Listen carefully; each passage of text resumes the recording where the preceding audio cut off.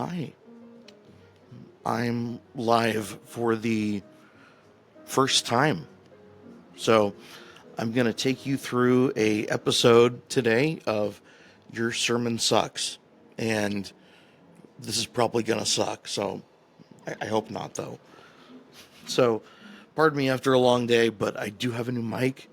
I'm excited because at least now I'm not holding the Shure microphone and it's not flying off of, you know, my chest and breaking the recording like 4 or 5 times.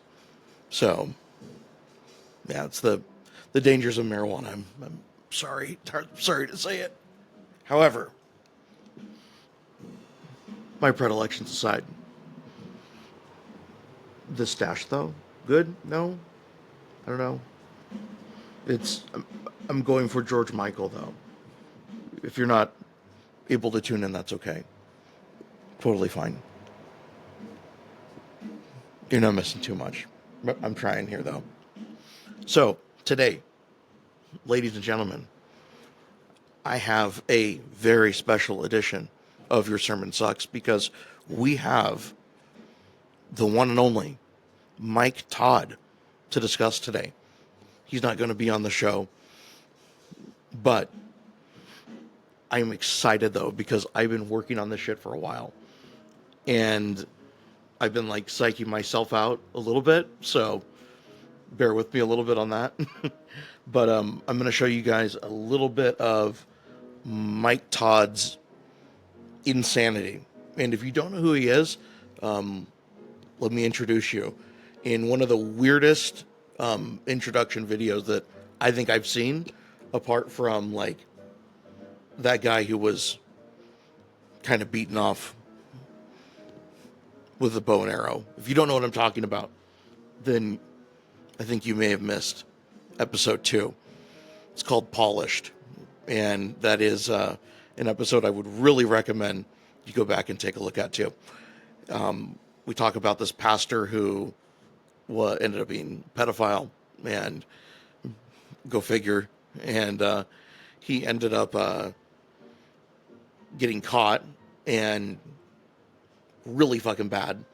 But during a sermon, he was making gesticular motions with his hand with a bow and arrow and the end of an arrow, and it just got a little bit really PG-13 for a crowd of like kids, and it was very weird and very creepy. And if you haven't seen it, I would really encourage you to go and just watch the camera zoom in on these guys who are like sitting behind him. And one of these guys is just like sitting there with his mouth open, like, huh? What? What is he doing? But then proceeds to do nothing. So, fun shit. So, episode 2 on that one. But, anyways, Mike Todd. This is the topic for tonight because this guy here is a piece of work. I'll tell you that. I'm not too sure if it's pastoral or if it's like I can't remember the name of that show that was the is like 30 seconds whatever to freaking win it. Was it minute to win it? That's what it was. Minute to win it. That's honestly like what it felt like. I don't know how else to describe it to you, like, but I'll get back there here in a minute because this is the weirdest shit that I've seen. It feels like it's skit comedy, but like the message is under 1 minute and there's a lot of antics and it's very weird. And I've seen some weird churches and cults, and this is a fucking weird one for sure. So if you know who he is too, don't spoil the fun. If you don't know kind of the weird controversial shit, there is some controversy behind this guy who got into a situationship kind of thing with another woman. That's what I've heard allegedly. So don't quote me on that yet, but I'll get you some more info on that, probably another update. But let's take a look at Mike Todd's first weird instance here. And it's going to be this right here. All right. Here we go. All right. Changing something and you don't see it clearly yet, but you hear.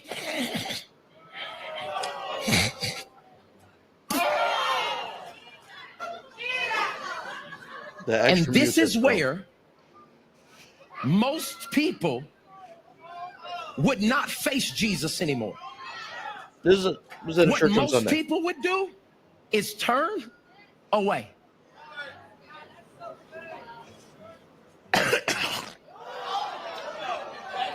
Ugh. God almighty. Ugh. What I'm telling you,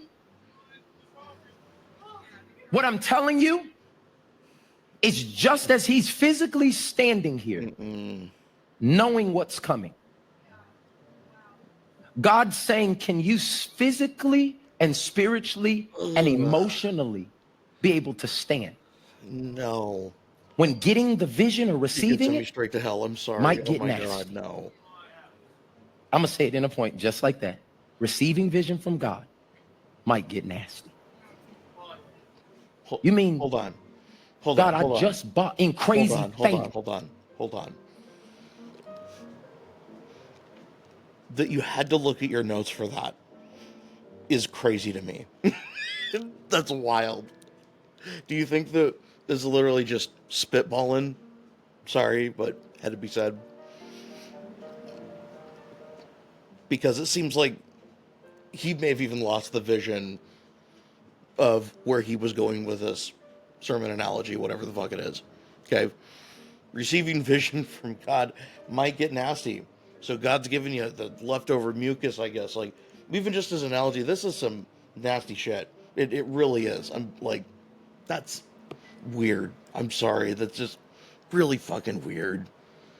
It is. It doesn't look good either. It's really, after COVID too, like, it's just, ugh. Ugh. Ugh. I just bought my dream car. And now you're going to ask me to sell it back and ride in the hoopty again? What? Yeah, because the vision I'm about to give you, oh God, no, it might get nasty. No. Okay, for the And do you hear and see the responses of the people? What I'm telling you is how you just reacted is how the people in your life will react when God is doing what it takes for the miracle. What are you saying? This man was blind, and what he was trying to do with this man is give him his DNA. Oh, okay.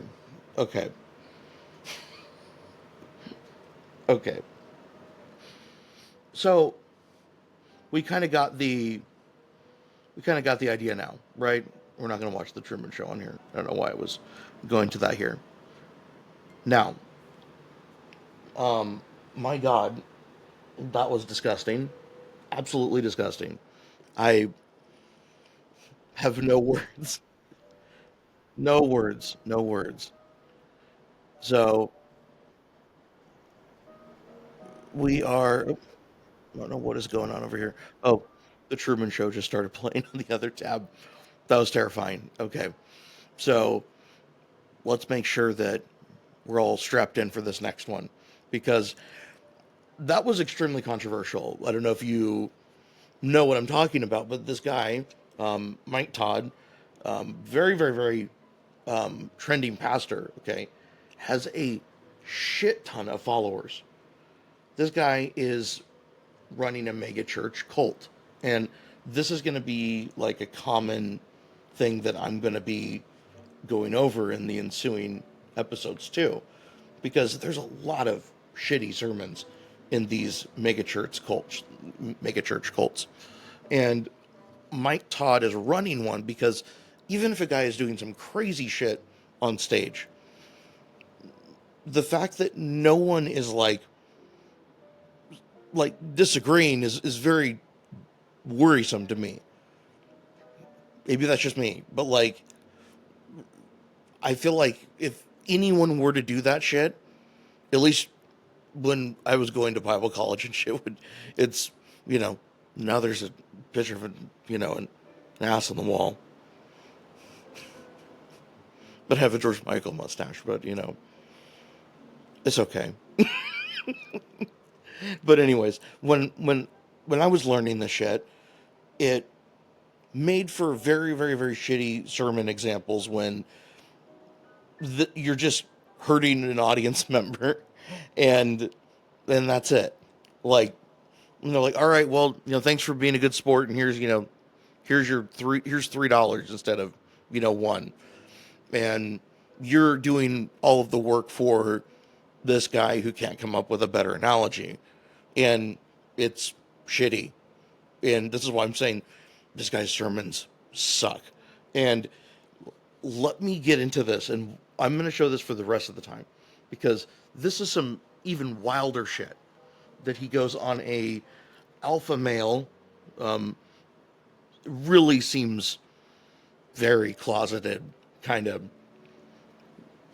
energy, very closeted energy from everyone involved in this entire equation. You'll see here in a second. We're going to start off with a weird ad that's not from me. I'm not forced to play this, but I wanted to show you how, after they almost spoil the entire episode within like Mr. Beast compilation of like these weird quotes out of context in the podcast that we're going to be reviewing with Mike Todd, who does a lot of talking during it. So this is why I'm considering it like a takeaway from a sermon, and this is also kind of talking about him being controversial as well. And he addresses it. He also talks a little bit about Charlie Kirk, the dead Nazi sympathizer, white supremacist that got murked a few weeks ago. And is there sympathy for it? I don't got any. And Charlie didn't get any, sympathies either for anyone in our community. Even if it's you that's watching too, didn't give a fuck if you lived or died, or someone that you knew died to gun violence, for example. Says no need to show sympathy, that kind of like really shitty rhetoric. So I'm just going to do what Charlie asked for, which was not show any sympathy either. So if you want to follow some teachings, do what the guy said, I guess. So there you go. So just saying, no way whatsoever ever condoning anything Charlie Kirk has ever done here in this shit. And there's a lot of people as well that will try to give this weird kind of bridge to Terabithia style fantasy of marrying Christianity and white nationalism, and it gets really concerning. That's extremely concerning. This is me coming from a white guy. This is extremely concerning, and I don't think that anyone is really like calling out pastors, even like Mike Todd, that theatrics or not, you have a huge platform, man, huge platform, and is using it to promote these like white nationalistic, neo-Nazi style like ideals. And you'll see what I'm talking about. It sounds really insane right off the bat, but there is some really alarming shit that's being said, and also about the talk just in general about anyone who's different from them is really shocking and very, I wouldn't say Christian remotely. And it's weird because it's like these alpha male bros and shit. They will, try to disarm you with this false sense of like, hey, it's hyper masculinity in here, brother. Like, we're bros. We're just talking. Their pants come on down. No, I'm just kidding. That's the vibe though that it's kind of giving here. This is a self-suck session if I've ever seen one. Okay, I'm just saying, and you'll see what I mean. So without further ado, Mike Todd talking more about sexuality, which I've read his book, his first one that he did on relationship goals. It's fucking atrocious. I'm sorry, and I've read Driscoll shit. Driscoll shit just felt like soft porn in some places in his books. I'm not gonna lie, and I'm pretty, you know, lived out up here, brother, in California. Call me California. All right, but just saying, some weird shit. Okay, without further ado, a weird fucking ad here. Go. Perfect. Woohoo! Most people straight roll out of bed, grab their phone, and rush to work, and wonder why life feels stuck and on repeat. But here's the truth. If you want massive change, it starts with your first hour. That's what we do in the High Life community. Every morning, we give God the first hour. That's reading, exercise, praying, and scribing. We call it getting your reps in. 1 hour that sets the tone for everything else. But here's the difference. You're not doing this alone. Oh, We give you structure, coaching, there's a and Discord, accountability. So you don't just start, you actually stay consistent. And that's why members inside are breaking addictions, finding clarity, building confidence, and experiencing exponential growth in every single area of life. If you know God has more than just clocking in and out, this is your moment. Click the link below, join the family. The highlight Please is don't. here. Welcome Please to don't. Hardly Initiated. It is your host, Tyshawn Jackson, in the building with my co-host, Ryan Catchings. It's official. It's pretty much been 3 months off since we last did the show. Yeah. So to welcome in this fashion is really incredible. That's Yeah. a huge fact. We've been building. I was already telling this brother when he walked in, we had to build a platform. The platform had to hit the gym Yep. to get strong Yep. enough to get these kinds of caliber brothers on here. But y'all already know, I mean, this brother needs The very rizzing, little though. introduction The because absolute many of rizzer. us see him every single Even though there was day a on little our bit of feud YouTubes, going our on between IGs, our TikTok, the the brothers host everywhere. and One of the most Mike Todd. transformational brothers, know. the leader of Transformation Church, one of the biggest and fastest growing churches out of Oklahoma. And what seems like on YouTube, we rocking with the big brother, Pastor Mike Todd in the building. Welcome What's to going on? Hardly Initiated, my What's brother. What's going on? Finally, First you of- know what I'm saying? This Yeah. legendary right here. Hey, man, what a pleasure and a honor to be with y'all today, watching this journey of y'all's unfold over the last 4 years. Yeah. I Yeah. mean, think about this. Like, y'all went from an idea to impact to being a Go part watch of this. people's everyday. That's wild. So I want to give y'all congratulations. Thank you. And flowers, and everybody that's watching. Y'all should support these brothers because what they're doing is God's work, and it's in a lot of different areas. So I'm excited to be here today, bro. Yeah. Listen, receive. Okay, so this right here, I'm not gonna lie, fucking brilliant. I gotta hand it to Pastor Todd here. I really do though, and I'm not even being facetious in this in any way. I'm dead ass serious. That is a extremely like a great power move to use whenever you're kind of going into maybe semi-hostile territory. And I only say that because where I'm watching this from as well, where you can go and see their channel as well if you wanted to see it in full context as well, which we're starting from, just right off the bat. So I'll show you as well wherever we do stop as well if you want to go and check them out as well. I'm getting it directly from their channel, and of course, fair use. We're using it in transformative content here, so just showing a little bit, giving a little bit of commentary though. So, Mike Todd is going into a conversation with the podcast bros.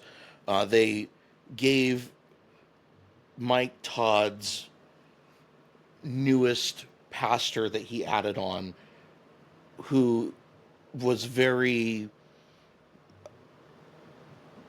he dressed very like femme, okay? And I only say that like why I'm kind of hesitant on it, because I don't even know if I would call it femme. I don't know what to call it, but it's just like non-binary, just dress. Like who cares? It's also giving like punk, but like gay punk, and like it's I don't know how to describe, how to describe it other than he looks like a fuck boy. I don't know how to say it, but he's dressing very provocative for being a pastor, and he's picking up some heat because people start talking and they're like, is this guy gay? Which sounds so fucking archaic at this point, but people are going to ask, especially in the church. And to think that we're like beyond that at this point, now we're not even close to getting over that shit. But just saying, just saying. So great power move though, Pastor Mike. Really, like that's a way to take over the conversation though too, and kind of start leading it by putting them kind of on the back of their heels at that point. So just saying, I think this is a really, really good move. Let's see how he does here in the next quarter. Okay. Yeah, absolutely. Receive. Yeah. You got some big things popping off right now too. Amen. Okay, the book is out here moving in the streets. Tell me We about out it. here, man. To God be the glory, bro, for real. And I say that with no man, I'm on my 3rd New York Times best-selling book. Whew. Bro, this is Just the a little wildest bit of a thing humble brag, in you know. history. Like, it destroyed everywhere. It started with relationship damage, but not destroyed, is out everywhere. It's relationship goals, Yep. crazy faith, and now damaged but not destroyed. And I'm just really trying to help people understand that God has put value in you that nobody and nothing can take away.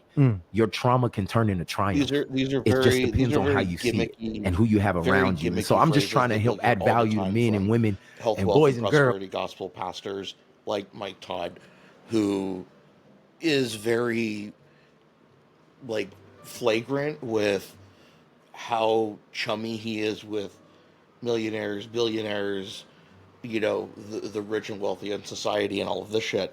And not to say there's anything wrong with that, but I'm going to say there's something wrong with that when you're a pastor. There is something wrong with that when you kind of get too big for your britches. And that's the same thing I would say like with Joel Osteen, Mark Driscoll, with what is it, Francis Chan, freaking John MacArthur, even, and these are like bigger big wig people. Even back at my old church and everything, I was a part of a really strange, very fundamentalist, conservative Arabic Christian church, and my old pastor was this insane, abusive asswipe who was incredibly abusive to his wife, incredibly abusive to his kids, just really neglectful, didn't give two shits, just really not a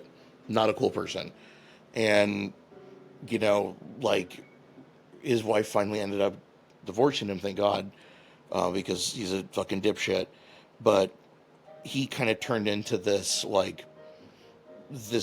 person that even felt like he was too good to associate with people that were literally paying his bills, because he wasn't making any money other than grifting off of other supporting churches and lying about his marriage and all of that shit to still retain supporting churches. So that's a crazy scam, but it only lasts for so long.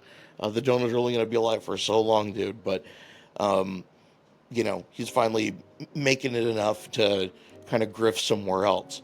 And this is how people like Mike Todd, unfortunately, grift all the time. They are in a constant state of grifting and drifting here. And I mean that like that if it's not one book, it's the next book, it's the next book. We're seeing a constant cycle here. This is a, churn and burn kind of.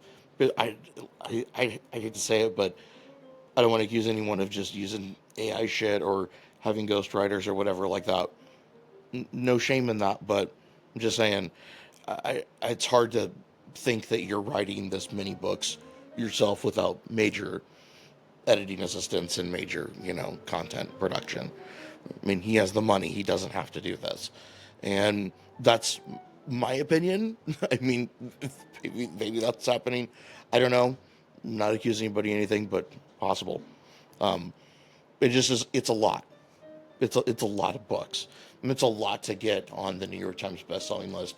Unless you're someone like Mark Driscoll. Because Mark Driscoll, if you didn't know this, and I think that he's a really good example of a minister that is doing, most likely, allegedly, I don't know, not accusing, but people sometimes, in certain examples, can buy their own books and then distribute them at no cost, for a speaking engagement or a trade offer, whatever.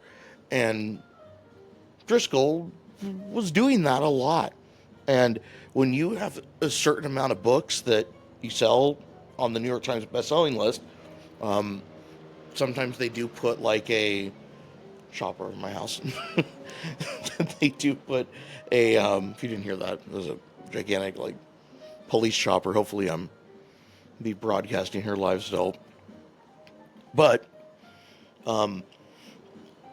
they would put people like, Driscoll under like a financial audit because they saw that, hey, who are all these people that are buying these books? They have certain requirements and book selling, like listers and buyers and how many people are buying it the first week and how many pre-sales there are and all of the shit. So it's interesting, but people that get a crazy influx of books all of a sudden sometimes can be, kind of buying their own supply. And I hope that's not what's happening here, because that's really fraudulent and not good. And you can end up getting in a lot of financial trouble with your church. Hint, hint, maybe for some upcoming things with Pastor Mike Todd. I don't know. But it's weird when you have like $20 extra million to spend when, you're in Oklahoma buttfuck nowhere. Weird, very fucking weird, and very rapacious.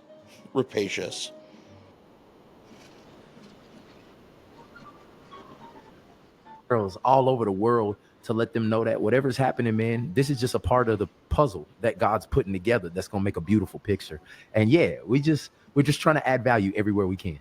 I like that, especially because it's your third one. Because relationship goals is how I even found out about you. Really? I feel like every black woman in America was reading relationship goals. You could not get enough. My now wife, right? When I went into her house when we were dating, I literally laughed at her because all I saw was business books. She had it was like no balance in the type of book she had, but relationship goals was there. That was one. Was the only book we made it that I saw on there, and I said, okay, I guess you're working. I guess you're working on this body. Yeah, it's the only one you need. No, I'm just playing.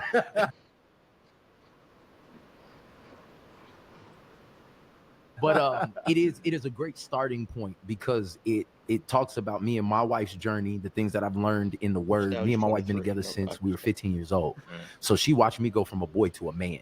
I mean, we've been married now 15 years. We have 4 kids. She on my shirt right now. I take her everywhere. Wow. You hear what I'm saying? That's like incredible. this is not even. I'm like Superman out here. Like the best thing that ever happened to me. But a lot of the things that I learned were not from somebody teaching me. I had to learn it from the trial.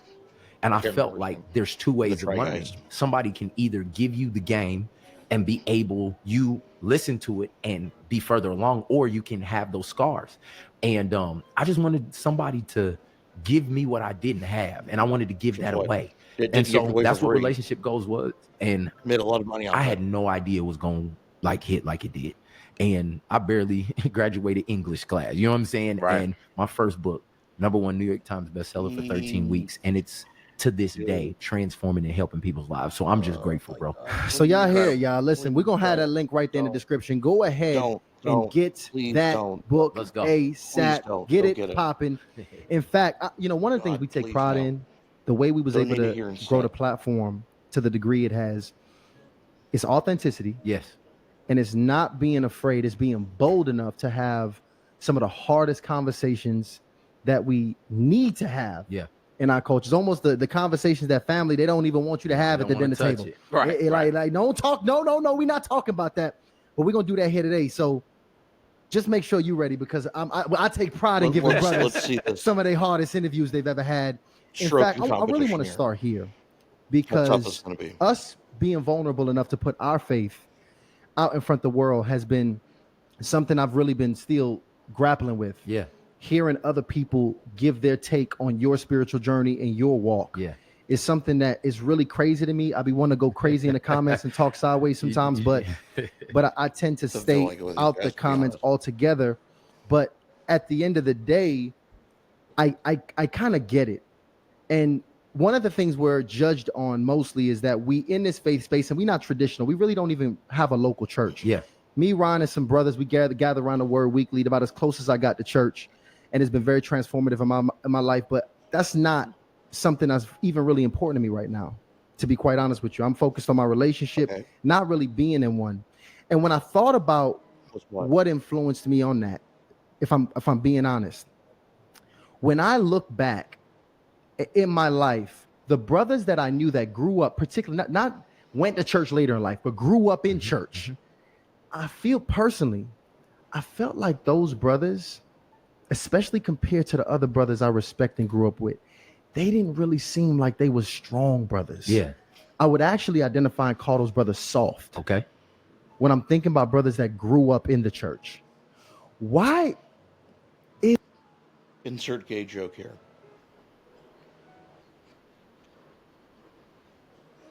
Is that a brother that will spend most of his life growing up learning one of the most masculine men, Jesus Christ, can actually grow up and even be considered anything close to soft? Yeah. Okay. Proof, though? Like, proof? Proof? Was he a feminine guy? I don't know. Proof? I don't know. We barely know shit about Jesus' day-to-day life in its entirety. Up until, like, the last maybe 3 or 4 years of his life, you get a glimpse. Maybe once, depending on what books you're considering canon or not. There's literally fucking nothing. Other than he kind of seemed like a crazy, rambunctious kid, and, according to some accounts, right, he turned birds into stones and shit, and then, those are the ones that aren't considered, gospel by most evangelicals. But they're fun, though. They're a lot more fun. But they kind of paint him as this, like, petty, kind of know-it-all asshole kid. Just, that's kind of how he comes across, and lectures his mom, and just feels like a dweeby asshole. I don't know how to describe it, but ugh.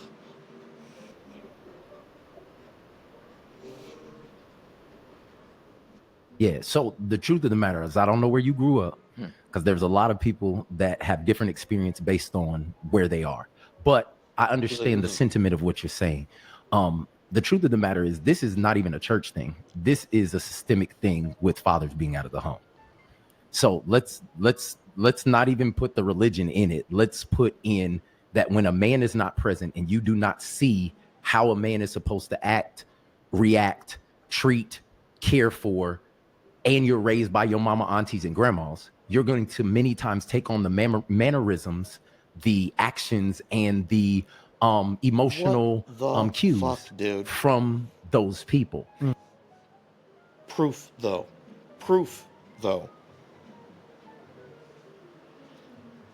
It really is incredibly situational. But this is so stupid. Nature versus nurture kind of stupid shit. That's what I'm talking about. This is stupid shit. This is like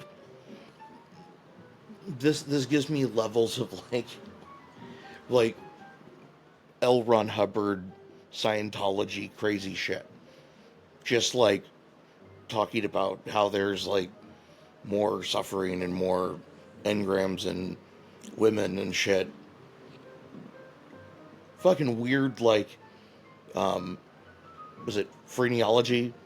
Like measuring skull sizes and shit to determine like IQ capacity and shit. And it was like a lot of the shit that the Nazis were using for like identifying like what species you were of, you know, of subhuman, that they would classify you if you weren't fucking Aryan. Which is really fucking weird because guys like Charlie Kirk advocated for crazy ideas like great replacement theory. If you don't know what that is, that's extremely fucking racist. Is horrible, like Nazi ideals, horrible shit. And this guy gets more than just a pass. He gets like massive sympathy from the church as a whole. And it's almost just to the point of pandering shit. And you'll see what I mean here. But this shit is very stupid. And so a lot of times you're learning about a Jesus who is a man in the Bible that you've never seen in your real life. It really is so dumb. There's so many different cases of this just completely not being true. There's people that grow up with their moms that end up being, you know, incredibly mask presenting. There's people that grow up with their moms that grow up being incredibly femme presenting. There's people that grow up that, you know, have their dad in their house and their mom is gone and whatever, and then he leaves or whatever, and it's a horrible situation, and they get, you know, thrown to the family members and shit, and it just was horrible stuff. And they come out, you know, non-binary presenting, or trans presenting. Cool. That's, who cares? That's fine. That's totally fine. But why does this have any relevance whatsoever of not knowing what a real man looks like, or not knowing what real masculinity is, and all these things? It's very airy. It's very, you know, it's almost so like, it's so broad that he's like, see, you just kind of get the general concept of it. No, I don't though. I really don't get it. Like, if masculinity is a thing to be defended, or, you know, this hill to die on, or this thing, if it is an entity, whatever the fuck it is, like, as an ideal, like, where do you draw the line? Do you draw the line at, you know, you're saying not knowing what a real man looks like, so you draw the line at what people wear? Do you draw the line on, you know, if they have mannerisms that they picked up from their auntie? Like, this is stupid. This is sexist. This is beyond sexist. It's just fucking dumbass guys being dumbass sexist guys.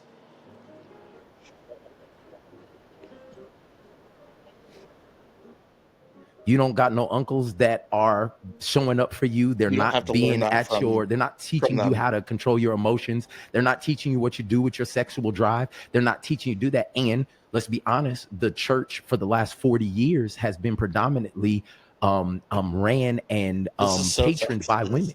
So if you're trying to raise your kids, right, and you struggling and working 2 jobs and doing all this stuff, you know, boy, you come into church. And so they're coming to this space where it's predominantly women with a few men, and depending on what their actual level of integrity looks like, that could be something different. And so we had a lot of people either doing one of two things. They leaned fully into it or they ran away from it. And so you see a lot of, I know this is a different angle than maybe you thought about, but I've had to help a lot of these people who've been damaged by this system actually transform and reform. And so the reason why you probably thought a lot of the brothers were soft is because they were raised without masculine leadership. They were raised in a place where you don't hear no bass in no voice. You Put don't that bass in your voice. What is this? Pastor Mike, please.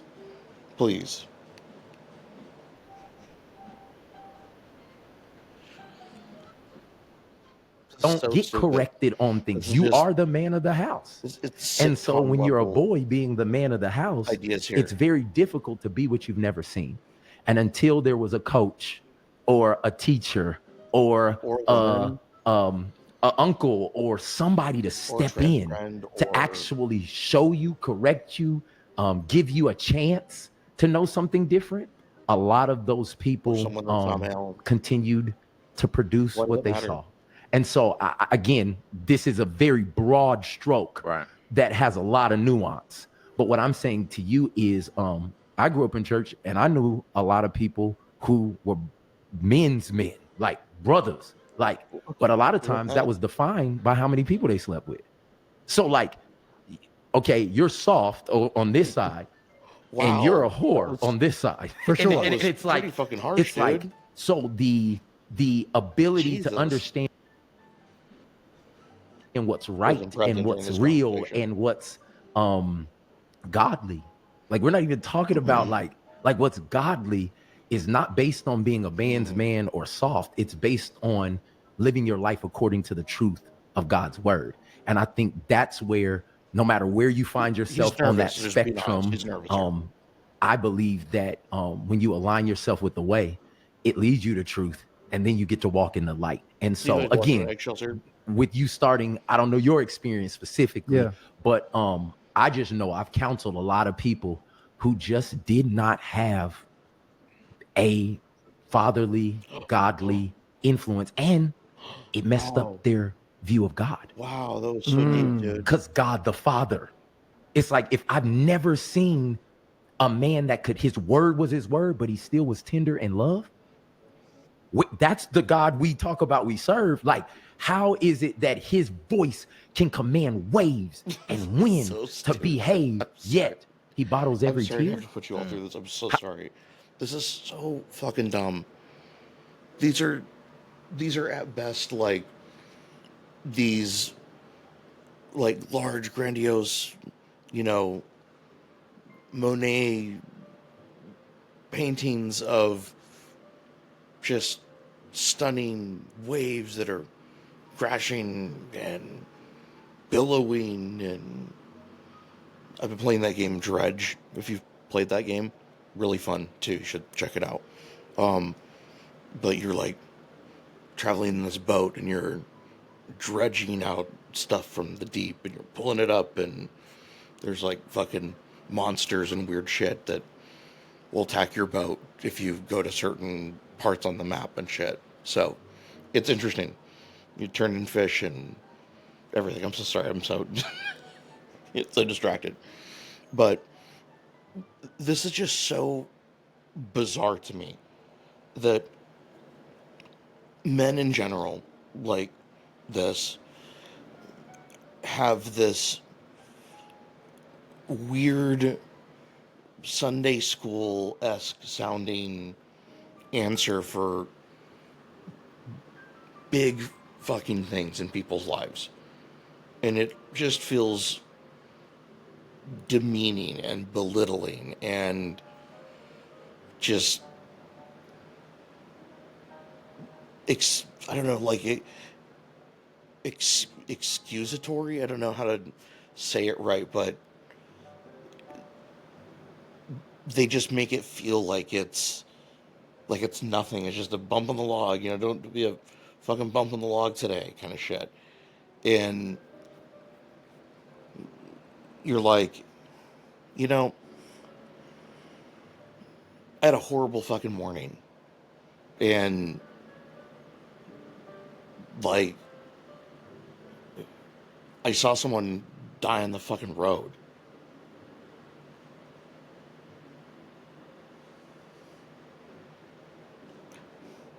Thank God that didn't happen today. Okay. But imagine going through something like that, okay? And you come in and people are just kind of that grating,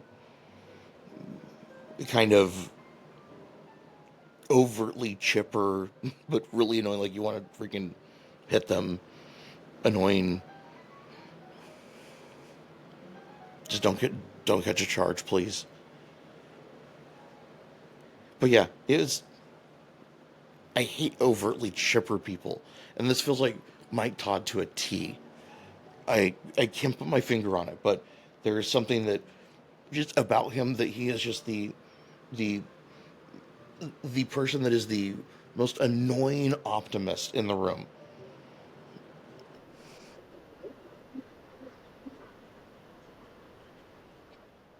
The dynamic, how many men do you see like that right now? So even for the man's man, most of those men up on testosterone in the gym doing all that stuff, they can't listen to their wife. They can't sit there with their daughter and hear them and be tender with them, because it's like this dichotomy in our society that either you're this or you that. And I believe our God was both strong and tender. I believe it's the reason why he says that we weep with those who weep and we mourn with those who mourn. And I bottle every tear, as well as I'm the God of this universe. Like it's both and. And any man who's actually being authentically his whole self, not conforming to culture or some ideology that some group of people they're trying to impress has made up, they're both.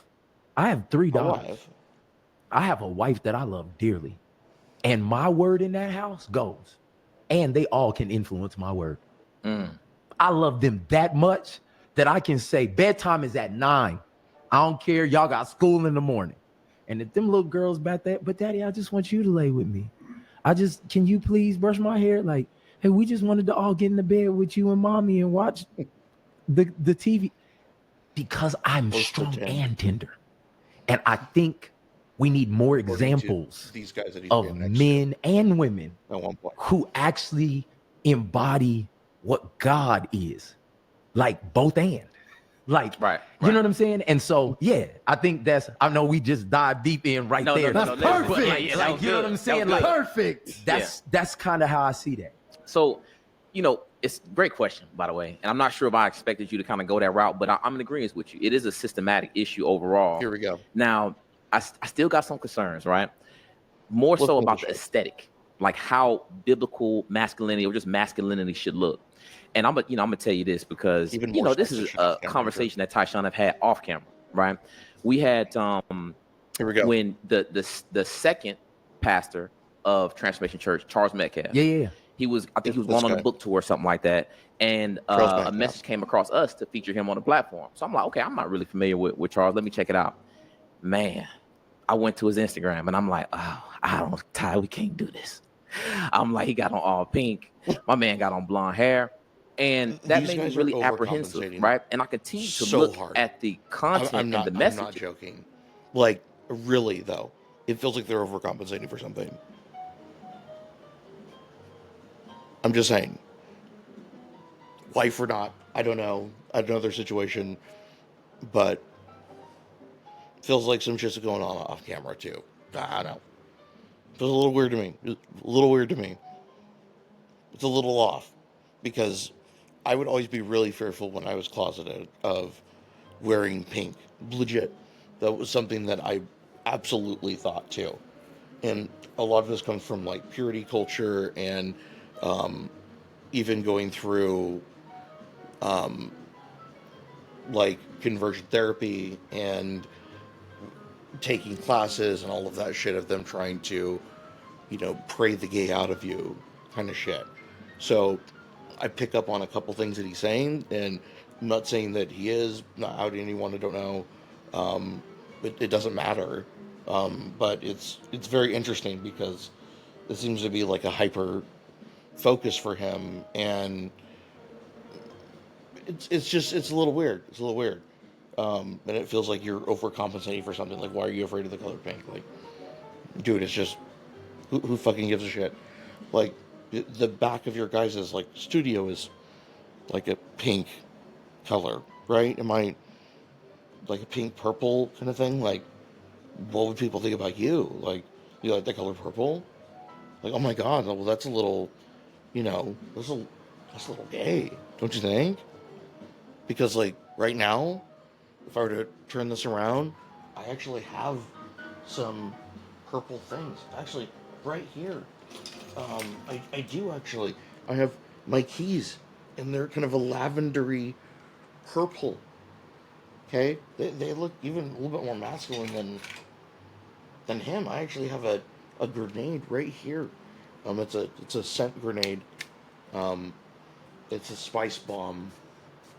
That'd be fucking crazy if I did like an ad. If I did an ad read right here. But Spice Bomb by Victor and Rolf. I got it from Costco, but it smells really good, and it's in a grenade, and you pull the pin. I don't know if you heard that or not, but okay. Put my toy back. So, anyways, if we're gonna be basing shit off of aesthetics, then your podcast looks like the Ellen Show went and visited GCU at like a hepatitis party in the pool. By the way, that really happened too. People were like getting like hepatitis and shit from their pool because somebody had an STD and was spreading it, and multiple people had it. Anyways, Grand Canyon Christian. And I'm like, this is good. Yeah. But the aesthetic, Yeah. I'm like, what does this mean if we feature somebody like Charles Metcalf on the platform? So it's a twofold question. Yeah. One, were we in the wrong for making that snap judgment? And two, aesthetic wise, what should masculinity look like? Okay, first off, shout out to Charles Metcalf. That's my dog forever. Second off, it was a prejudgment. It was prejudice. And the reason I say it's a prejudgment, that's what prejudice means. I'm not talking about it's a prejudgment because the Bible tells us the metric that we should judge people by their fruit. So if every time I walk into somewhere, I could make a prejudgment about you just by your beard and your shirt. Right. I can make a prejudgment about you because of your muscles and your bald head. I'm not doing that because I ain't never talked to y'all before. But again, though, I have met people that look like you and look like you that have like him. I really do. Lanes and categories in my head of what they should be. Man, our first interaction was one of excitement and faith and building and congratulations. But before I walked in that door, all I had was clips on YouTube. All I had was what people have told me, and I had to be wise enough as a man of God, as a man of integrity, to say I am not going to prejudge. People would have told me not to come on the podcast. I can imagine. Why? Why am I going to come on this podcast? What is this about to for real do for me? Like, is this gloating here? And that's I gotta admit, though, he's right. He's right. I mean, he really is, though. I mean, hardly initiated. I mean, this must really hurt their ego. Like, I only have 8 subscribers. Help me beat hardly initiated. Every subscription to Your Sermon Sucks helps me beat the hardly initiated crew. Yeah, so some weird ad placements by them as well, but I don't know if you could see this as well. This is just incredibly like self-jerking everything here. And I'm saying this, I love that Pastor Todd provided them with the invitation to seek out a therapist. I've had a therapist for 4 years and have weekly sessions, and it's a game changer. It's great to hear a real Christian, non-emotional take on the Charlie Kirk situation on a black platform. Glad y'all are back.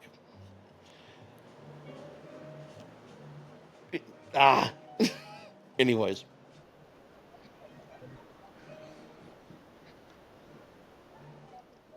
people can say, but I was like, I like these dudes. I see what they do, and I see how they growing. I see the fruit that's coming out of some of the things. Do I agree with all the methods? Probably not. But that prejudgment, man, keeps us from relationship. That prejudgment many times keeps us from learning something. And I've just found, man, I pastor a lot of different people. Like I pastor white people, I pastor old people, I pastor young people. One of the things that has kept me from being boxed in is that I have margin for difference. And a lot of Christians don't, yet Jesus did. Slogans. Like Jesus was at the well talking to a woman with a different ethnicity, and his disciples were prejudiced. They came back and was like, why are you talking to her? And Jesus like, y'all still don't get it. Y'all be with me every day. Though. Like I heal the people they say don't heal. I do it on the day they tell you not to do it. I talk to people who I know is sleeping around with other people's. Like I want people to be healed, delivered, set free, changed. Actually a really good take. It is our human nature to prejudge people. This is why I'm saying, like, this would make a wonderful, wonderful, like, evangelical sermon. Like, that would probably be very uplifting. And even though I no longer am a believer, I think that this would be something that would probably encourage a lot of people. Like, regardless of what you believe or not, or what I believe or not, if something's a shitty sermon or not. Sometimes there are things that aren't shitty in even shitty sermons. And something like this, I think, is a really good take from him. Like, I believe it is. And I think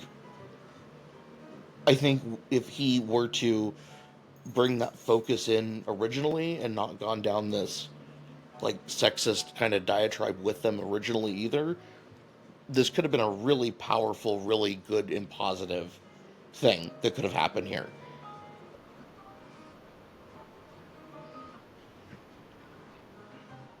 Like, again, we all have preferences, and I'm good with that. Like what you drink coffee, this ain't coffee, this tea. Like we all have preferences, but many times we try to box in our preferences to being actual truth.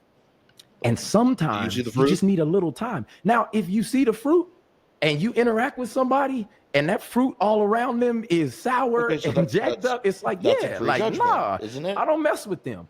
But what I say about Charles Metcalf's, one of the most... One side of his mouth, the other side of his mouth.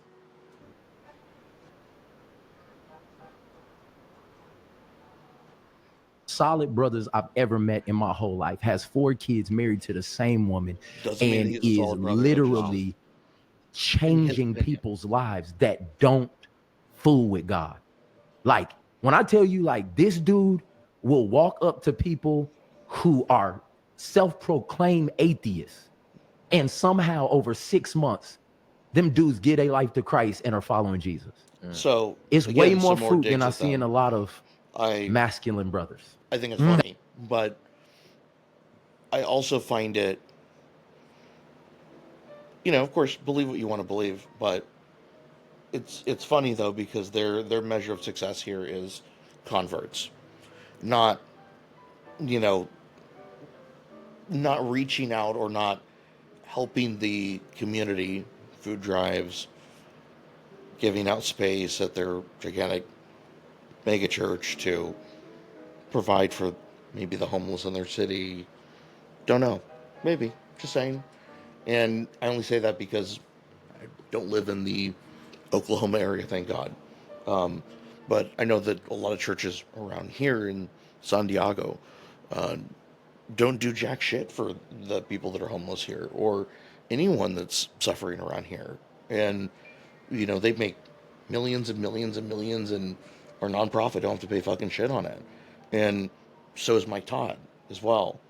And all of that money he gets to pocket. Just saying.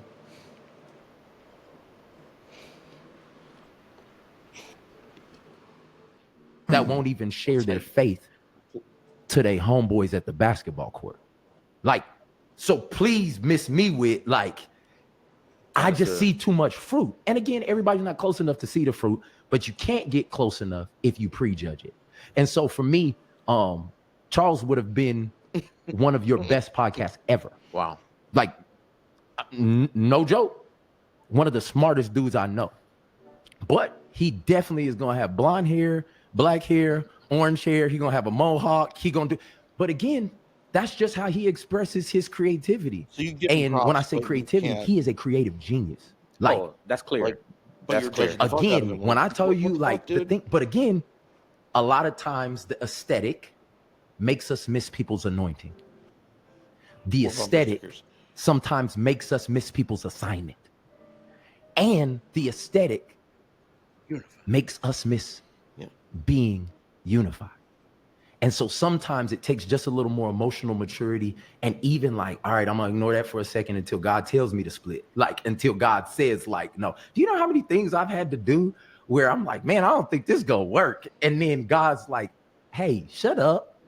Do what I ask you to do. It's very and then afterwards, I'm like, whoa. Prophecy. Like, you know what I'm saying? And so is talking about, like, if you see any of his sermons for any length of time, there's a lot of skits, a lot of antics, a lot of bumper sticker, Hallmark, very palatable, very easy, mashed potatoes level, like, introductory shit. Nothing really deep, nothing that you can't write on a sticky note and then leave. Which, in some ways, is that a good thing for sermons at times? Yeah, absolutely. There's a few people that would still make the cult list, but which I'm going to tell you about the 9 circles of not 9 circles, but the circle of hell that you'll see around the logo, which is epically horrible sermon givers like David Koresh on the far right, and Marshall Applewhite in the middle, and on the very far left, L. Ron Hubbard himself, and maybe some special guests might pop up in there every once in a while, and maybe I'll be showing you guys some clips here soon with a upcoming cult series that I'm working on right now at the moment. So, wish me luck. I'm going some weird places, so I'm going to try to interview some people too. But anyways, back to the shit.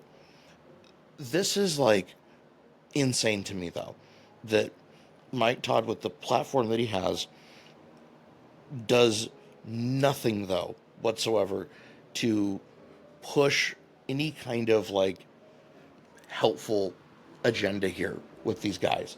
Everything is just very, it just feels very like he said, she said kind of shit like that. Who's effeminate, who's not, who's fruitful, who's not, who's inspecting fruit, who's not.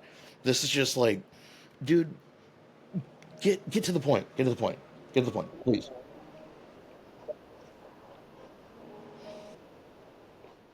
In my mind, the second part of your question is, what does, I believe it was, what does masculinity should it look like? Because, and this is why I ask this. Yeah. Because especially, I would consider myself more traditional. Mm-hmm. And, it right now just seems to be a split between Christians. It's like traditional and other, things should be like this. And when it comes to that aesthetic and dressing a certain way, of course, if I see a man wearing all pink, the first thing I question is his sexuality. Mm-hmm. Now, obviously, you got somebody who you mentioned, solid dude, impacting all these lives. Not only that, he's married with 4 children. Yeah, this is incredible, right? This is the goal, life goals, right? But is it, even though that's what you talk about, but you skip the how should it look question. Let's go to this. Is it okay for you to dress a certain way if questions about your sexuality arise, or should you just avoid dressing like that in general so people would just stop? This feels very, very kind of bringing that up. Yeah, I feel that.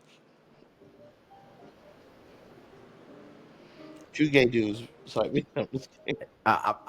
there's 2 sides of this coin. Number one, I will start by saying God blesses who you really are, not who you pretend to be. And I just feel a lot of people are crashing out inwardly and outwardly because they are not who they are. Like, I mean, y'all know people right now who are a certain way around a certain group of people. So and as soon as you get them around a different group of people, they're somebody completely different. I believe this is also that God wants us to show up whole so he can transform the real version of us. if my man's wearing pink suits today because he thought it was a vibe and saw the thing with, and he was really being himself, and he has people around him that would be like, yo, bro, this may be something that the message is getting drowned out by. He's getting judged by a try. Have you seen him in a all pink suit since then? No. You ain't even seen him in anything like that. Why? You have no idea what happened behind the scenes. You have no idea if that was the try he needed to graduate to another level. But everybody wants to judge people by the moment that they saw, not knowing that the next moment could have been the moment that transformed their life. And if you don't extend that grace, it's very hard to receive it. And so for me, I try to stay on the place of like, yo, maybe something happened. Maybe something, like, I'm not going to prejudge that. Like, I'm not even going to do, like, I'm going to just love. I'm going to just reach out. I'm going to support. Hey, yo, I don't agree with that. But what you did over there, that was dope. Like, God, yo, that thing over there. Like, I just maximize on what's good, because the Bible tells us, think on these things. What's good, pure, lovely, of good report. Like we don't even post about that. We don't even talk about how people do good. We're just waiting for the moment that they do it. And honestly, that goes against what God's word tells us to do. And we make money off of it, so we think it's okay now. So we think the clippable stuff, the all that other stuff, we are magnifying people's mistakes, worst moments, hard lessons, public lessons, and we getting paid $60,000 a year for it. And so now somehow we think because it's helping us monetarily also that it is now right. All disclosure. But God's taking record of all of this. I don't even make $60,000 a year unless I'm doing OT throughout the year. So there you go. It's just like the last time this guy has been, in a situation of anything financial, just having a shit ton of money left over every month, is prejudging. Feels very prejudgy, a little judgy towards maybe people of even lower financial realms and people that I wish I could help and support on shit. You know what I mean? And sometimes where you can, and you could help people sometimes. Cool. But it feels to me like when I'm hearing from like a grifter like Todd, it's very different. So I'm going to stop it here for tonight, and I'm going to continue this a little later.